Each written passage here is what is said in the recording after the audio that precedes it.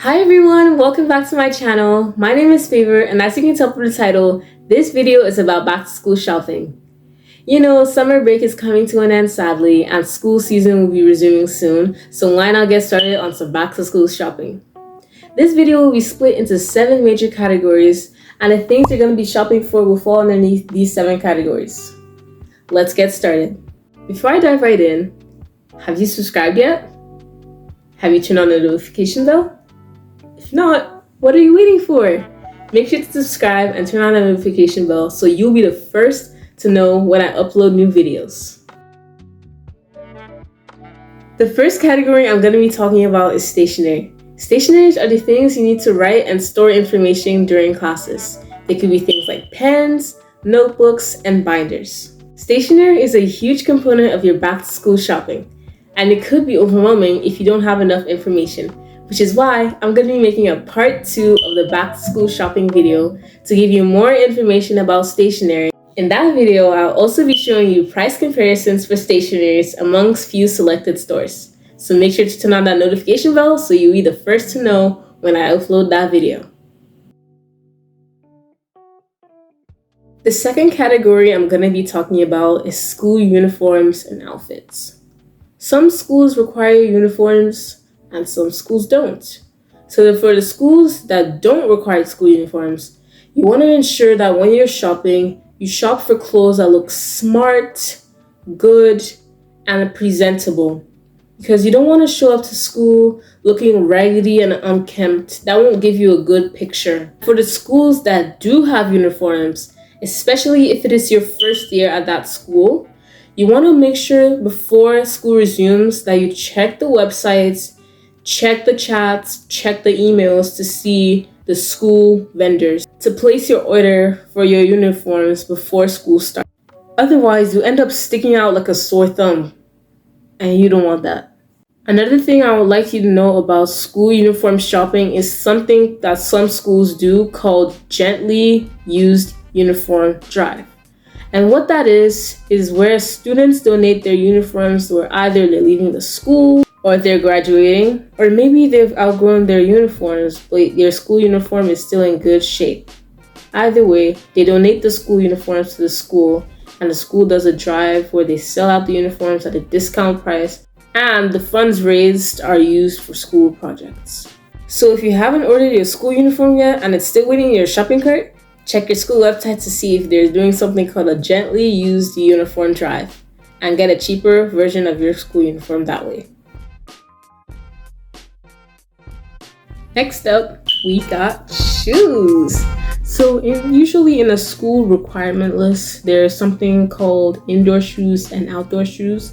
The reason they do that is to make sure that the school stays neat and tidy.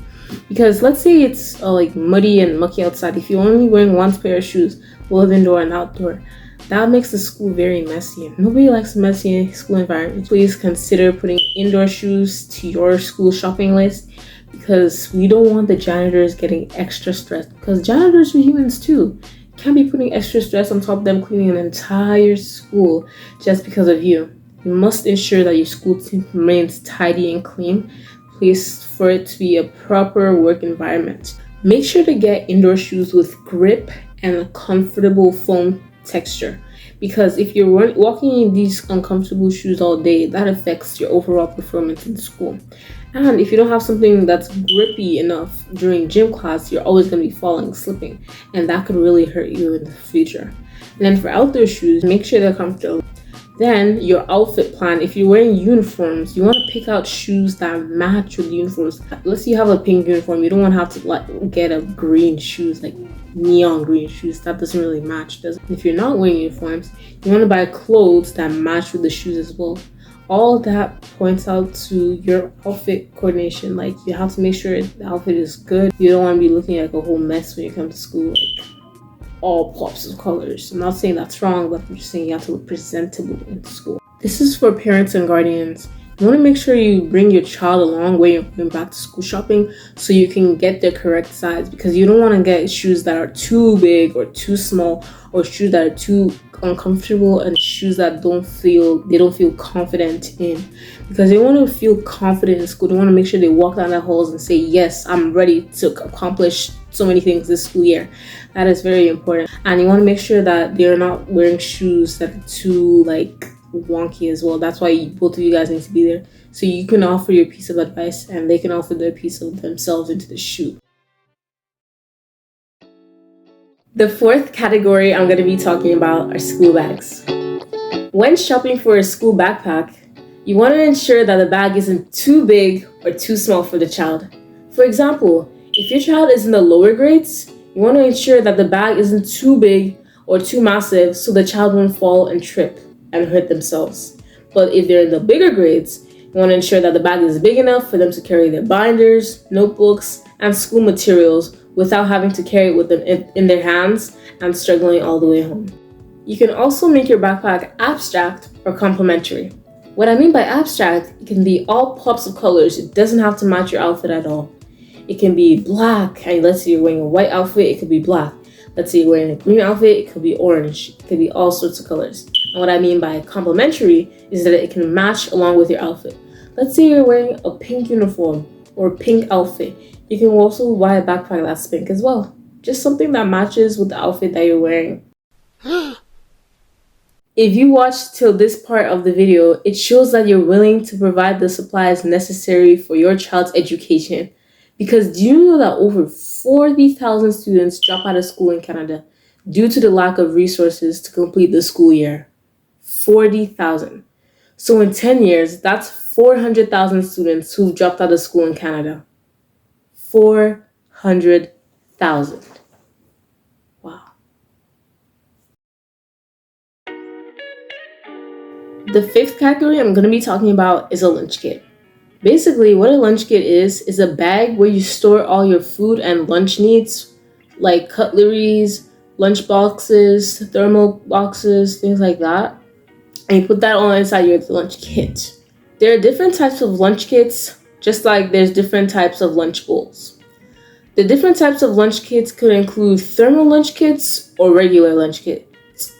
Thermal lunch kits are recommended for things like hot foods or cold foods.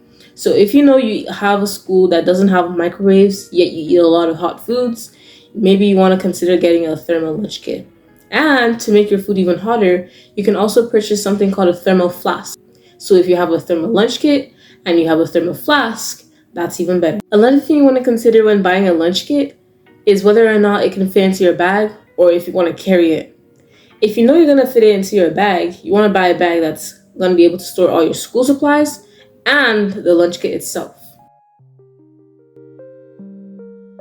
The sixth category I'm going to be talking about are other gears. Other gears are essentially the things that I haven't listed before, but I think you might need them depending on your weather or the conditions you're living at. Let's say you're in the colder regions, you'll need things like winter jackets, hats, mitts, gloves, ski pants, winter boots, and things like that. And generally, you will also require gears for the rainy season. So that could be things like a poncho or a rain jacket, an umbrella that can fit into your backpack, and rain boots. But no matter what area you're living at, you will definitely need a water bottle. You need to stay hydrated, otherwise you might pass out. For the last and final step, it isn't something that you have to buy like the things I've listed before. It's more of something you put into preparation before the school year begins. And that includes getting a new hairdo, cutting and trimming your nails, cleaning and polishing your shoes. If you're getting new socks, that's good. But if you're not getting new socks, then you're going to clean and rewash your old socks. Then possibly getting some light makeup for the older girls. And a fresh haircut for the boys. Here's a tip. Before the school year resumes, you want to make sure you start sleeping as you would during the school year 1 week before school resumes. That way, you can transition smoothly from the summer break into the school year without any troubles or hassles. Thank you guys so much for watching to the end of this video. I hope you learned a lesson or two, and I hope you incorporate this into your next back to school shopping. Comment down below if you enjoyed the video, or if you have anything to say or tell me at all. Please make sure to like, subscribe, and turn on that notification bell so you know when I post a part 2 of this video. Bye!